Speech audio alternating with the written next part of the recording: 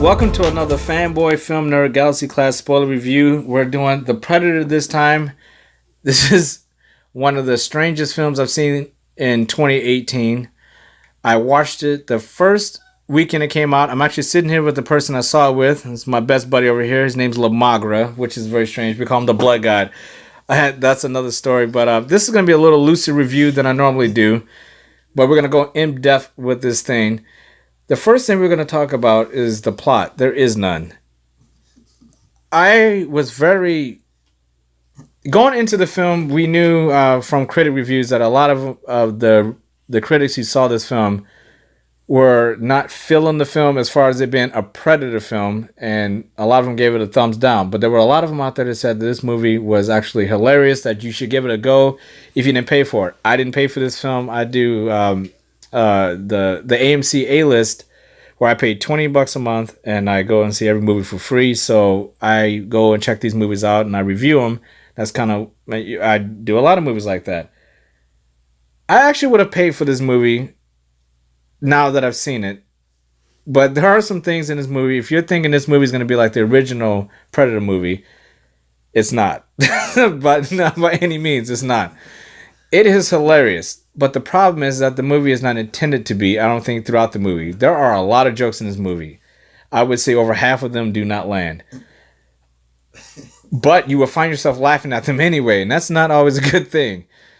The most important thing you have to do when you go into a movie like this, especially if you check the critic scores, is understand that you need to set the bar lower and try to have fun with the movie, which is what I did. I'm going to tell you right up front, halfway through the movie, I was hating it. Towards the end of it, I actually walked out feeling like I liked the movie. Liked it, meaning I had a good time watching it, but not feel like it's a great film at all. This is one of those movies you put on when you're sick and there's nothing else to watch. Or your buddies come over, you have nothing else to watch, you guys want to watch a fucked up movie, you know, you throw some beers around and you toss this in. The cast is a good cast. I'm not going to even talk about who is in it or not, because the movie is not really focused on that. It's actually focused on this little boy who I've never seen before. He has Asperger's disease.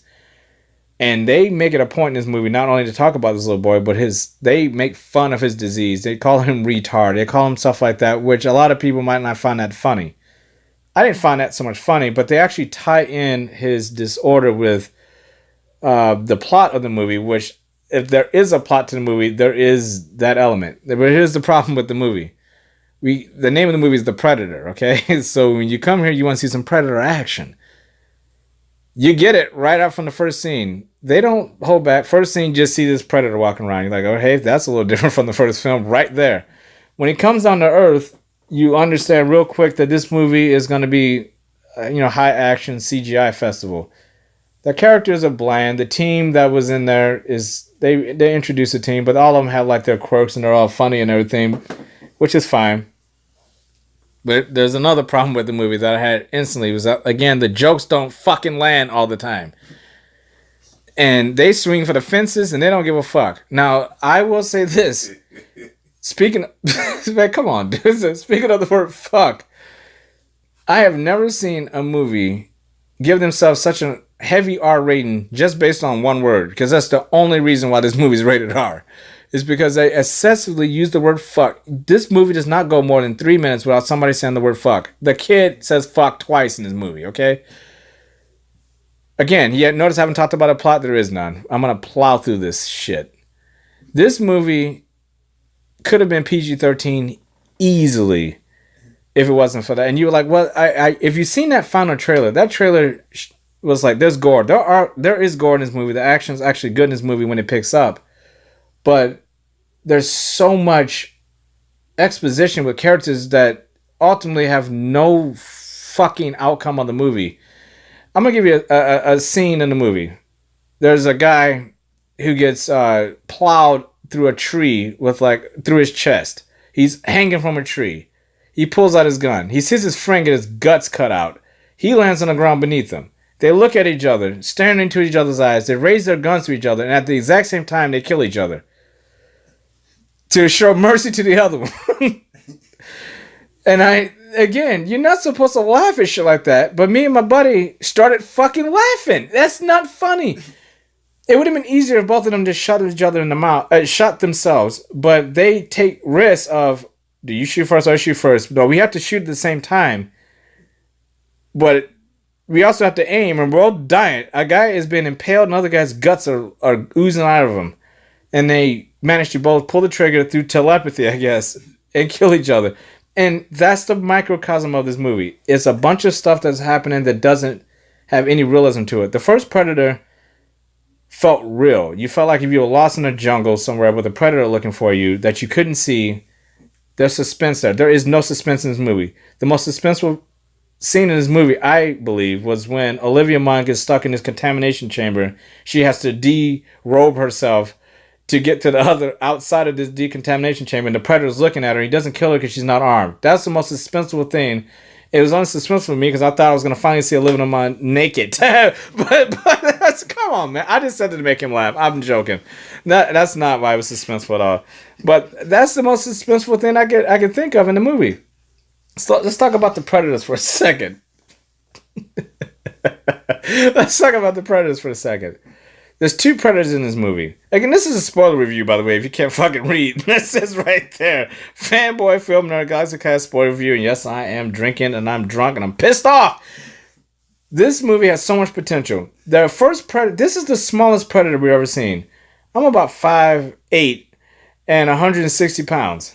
This Predator looked 5'9" and 165 pounds, okay? This is the smallest Predator we've ever seen on screen, by far. And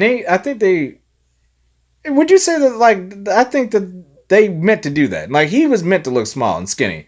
Because there's another Predator in this movie that's, like, 9 feet tall? And this dude is a brute that he's going after. Let's talk about why that is.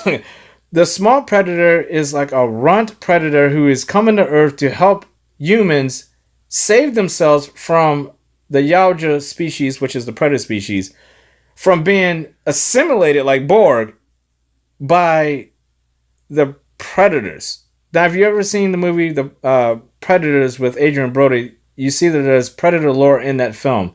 In that film, they set up that there are 2 different types of Yaoja. There's the ones that we saw in the first Predator movie, and then there's these bigger warrior class ones that they hunt each other. Now, for years, I mean, the first Predator movie came out in 87, I think. Something like that. Mid-80s. And we always thought that they were hunting humans because they were, you that's your badge of honor. You go and you pull out a spinal cord and you take it back to your ship. You clean that fucking thing off. Hey, look, man, I fucking killed a bunch of assholes. You get in, buddy. You don't talk about Fight Club kind of shit, right? When you pull out a spinal cord out of a human being, good. When they're pulling spinal cords out of these humans in the past films, we thought there were trophies. Come to find out, I guess they do keep them as trophies because we do see them put up the crap. But we all know in spinal columns there's spinal fluid, and a lot of spinal fluid can be harvested into DNA. And if you put that into other DNA, you can hybridize species. We know that from doing that on Earth. They do it all the time. This small Predator comes to Earth. He wants to pull the spinal cords out of people. Well, he doesn't want to do that. He's basically trying to protect us from these other larger ones, and I guess the rest of the Yaoja from. Basically, the plot was convoluted with this, but I guess they're having a bit of an issue on their planet, and they want to make sure that their species continues. The only way they can do that is the hunt is not for them to be warriors. The hunt is for them to better their species. So every species they kill, they kind of assimilate those species into their collective. And so the more humans they kill, different types, they just keep adding that into their DNA. You kill a xenomorph, you get that DNA. You kill a hobbit, you get that DNA. That sort of thing. You find Thanos, you get Thanos DNA. That sort of thing. You kill Kirk, you get Kirk DNA. So you want a black guy, you get that. So they're just kind of finding all these different species to make their species better. This rogue alien Predator comes to Earth and he's trying to do this crap. The bigger one is like hunting him down. It's like, no, you can't let them know that that's what we're doing. So he's hunting this guy and he fucking bashes this guy's brains in.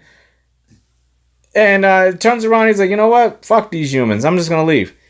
The problem is that even though he could have left, he doesn't fucking leave because then he decides, well, I got to clean up. I got to get all these clues that this alien predator left behind. And that's where the huge problem I have with the movie comes in. The movie's called The Predator.